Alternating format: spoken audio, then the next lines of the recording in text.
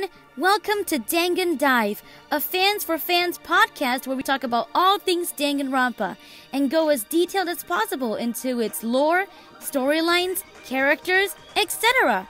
I'm your host, Melody Snowflake, and it's really great to have you for this episode. Have you ever had a dream? Something you wanted so badly that you would do anything to get it, no matter what it took? That's how Sayaka Maizono felt ever since she was a little girl. It's also how Celestia Ludenberg felt ever since she was a little girl, but we will touch on her in a future episode. Ever since Sayaka was little, she had been watching idols on TV and thought how much she wanted to be like them. So, instead of just sitting around and thinking about it, she decided to make her dream a reality. She met a group of friends who were like family to her, and together they formed an idol group. They performed all over Japan, and Sayaka became so successful, in fact, that she was well known even before she got into Hope's Peak Academy. When she was in middle school, she studied in the same school as Makoto Naegi, who recognized her and was a huge fan. Or maybe he just admired her, who knows. Regardless, he was really shy to approach her, and so he didn't. Sayaka noticed him, however, and she noticed how kind and considerate he was when he rescued a bird one time when it was injured. Despite being a pop idol, Sayaka is actually quite a soft-hearted person. Her friends mean a lot to her, and seeing someone like Makoto be so kind to an injured bird warmed her heart. She had a crush on him ever since.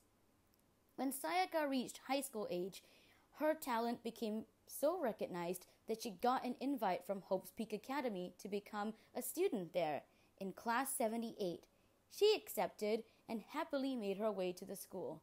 She had 2 happy years there, where she got to know her other fellow students, and Makoto, presumably.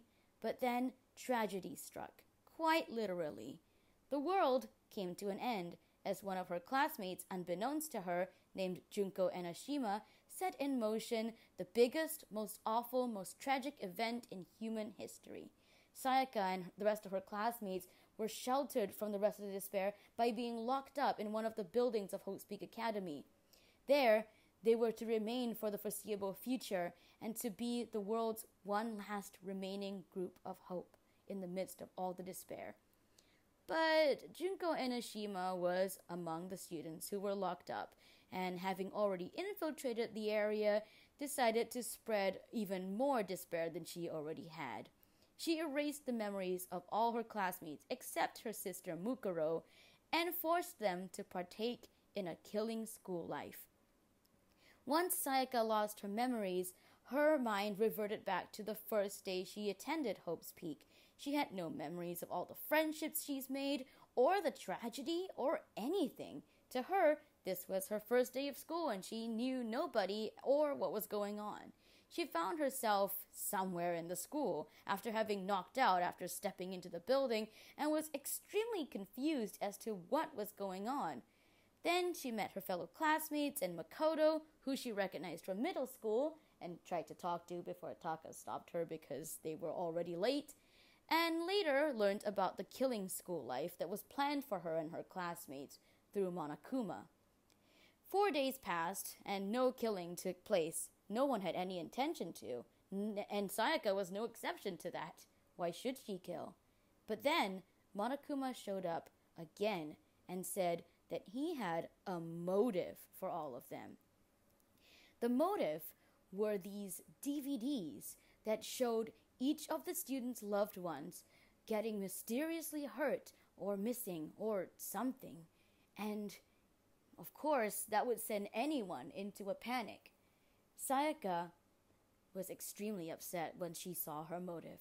Her friends were the target of Monokuma's video, and in that video, they had all fallen down, motionless, on stage, and no one knew what happened to them. Sayaka had to know what happened to them, but she couldn't because she was trapped there. She couldn't get out. Then an idea struck her. The only way to get out was to kill, right?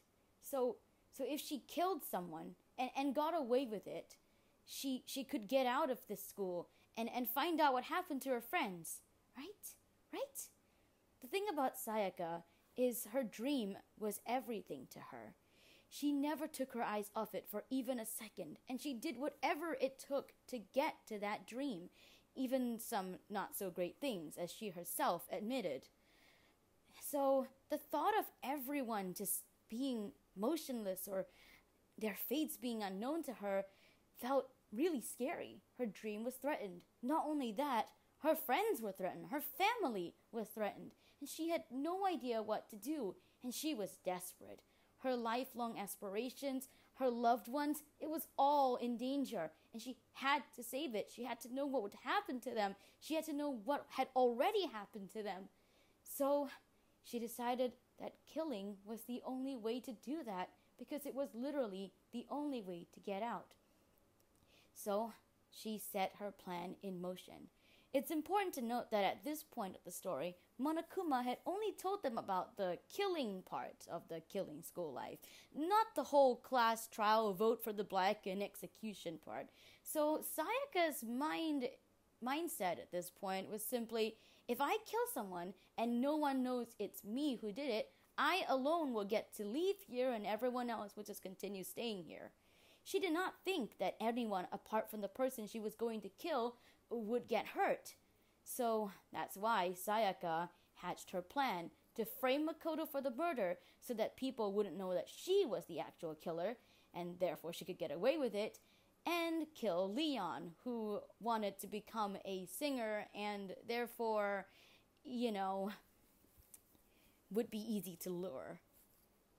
That very night, after watching the motive, Sayaka went to Makoto's room and asked if they could switch rooms for the night, claiming to have heard someone mysterious rattling at her door and that she was scared.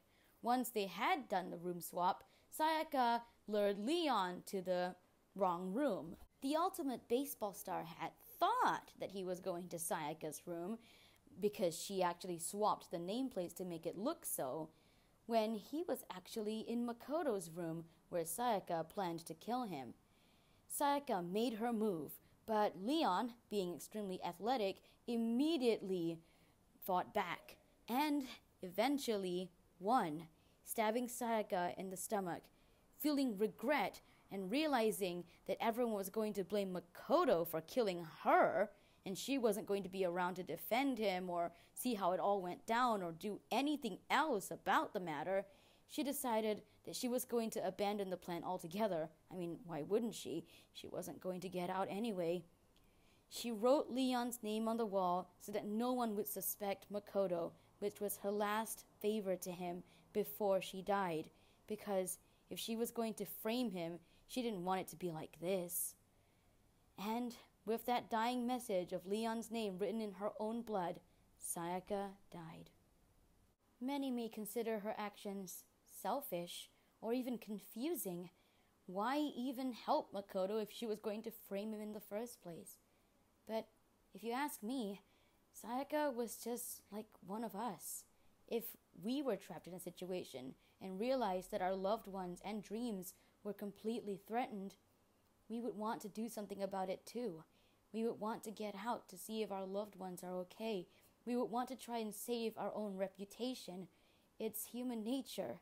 And not saying that trying to kill someone is a good or right thing, but Sayaka's motivations, if nothing else, are strangely and eerily relatable to most of us.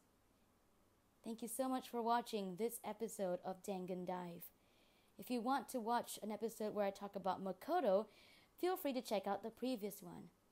The next episode, we'll be talking about Leon, Sayaka's killer, and whether or not he is a blameless victim or a relentless murderer, because he could have stopped at any time, as Makoto pointed out. Thank you so much for watching again, and have a wonderful day.